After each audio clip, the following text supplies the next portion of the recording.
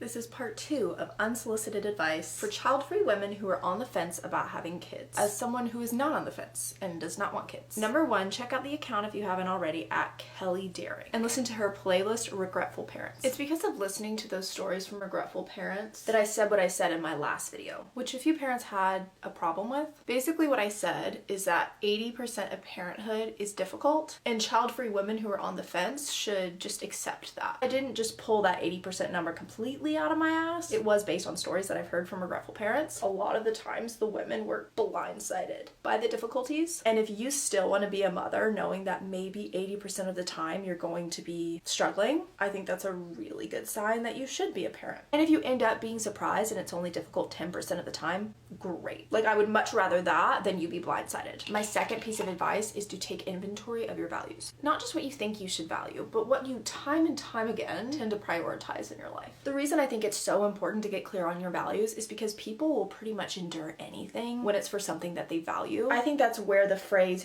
"you'll just make it work," comes into play here. I've heard a lot of parents say this. It's like, you'll just make it work. Yes, if it is a top value. If it's not a top value, you will probably carry resentment and regret. My last piece of advice is to ask yourself this question: which regret sounds worse? The regret of not having children or the regret of having children? I would rather regret not having kids than regret having them. And here's why. If I got to my 50s, let's say, so I'm well past the ability to procreate, and I decided, oh, I really want a kid, or I wish that I had kids, I could adopt. I could get into mentorship. I could spend more time with animals. I could pour into my community. I could find things to do. There are so many more things that I could do to solve the regret of not having kids than to solve the regret of having them. That's just how my brain works. How your brain works is probably a really good indication of whether or not you should have kids. So just a quick recap: listen to regretful parents so that you aren't blindsided with the difficulties of parenthood if you end up taking that path. Number 2, take inventory of your values. And 3, ask yourself which regret you would rather experience. And no matter what you choose, I truly want you to have support.